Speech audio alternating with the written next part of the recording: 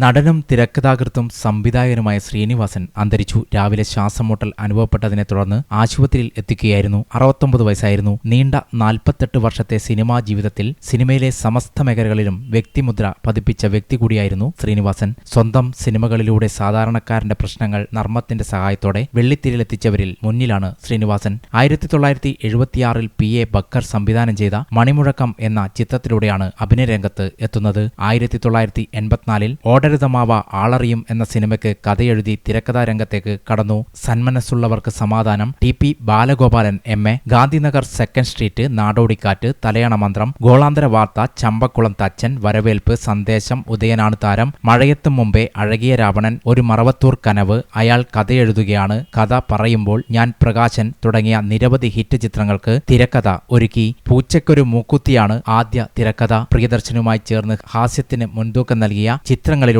അദ്ദേഹം സിനിമാ ലോകത്ത് സ്വന്തം സ്ഥാനം ഉറപ്പിച്ചു. സത്യൻ അന്തിക്കാടിന്റെ സംവിധാനത്തിൽ 2018 ഡിസംബറിൽ പുറത്തിറങ്ങിയ ഞാൻ പ്രകാശൻ ആണ് ശ്രീനിവാസൻ ഏറ്റവും ഒടുവിൽ തിരക്കഥ എഴുതിയ ചിത്രം. 1991 പുറത്തിറങ്ങിയ ആക്ഷേപഹാസ്യ ചിത്രമായ സന്ദേശം കേരളത്തിന്റെ രാഷ്ട്രീയ സാമൂഹ്യ മണ്ഡലങ്ങളിൽ ഇന്നും ചർച്ച ചെയ്യപ്പെടുന്നു. ശ്രീനിവാസൻ എഴുതി സംവിധാനം ചെയ്ത വടക്കുനോക്കി യന്ത്രം, ചിന്താവിശിഷ്ടിയായ ശ്യാമള എന്നീ ചിത്രങ്ങൾ സംസ്ഥാന ദേശീയ പുരസ്കാരങ്ങൾ നേടി. വിമലയാണ് ഭാര്യ. സംവിധായകനും നടനും ഗായകനുമായ വിനീത് ശ്രീനിവാസൻ, നടൻ ധ്യാൻ ശ്രീനിവാസൻ എന്നിവർ മക്കളാണ്. ശ്രീനിവാസന്റെ സംസ്കാരം നാളെ വീട്ടുവളപ്പിൽ നടക്കും. എറണാകുളം ടൗൺ ഹാളിൽ ഇന്ന് 1 മണി മുതൽ 3 മണി വരെ പൊതുദർശനം നടക്കും.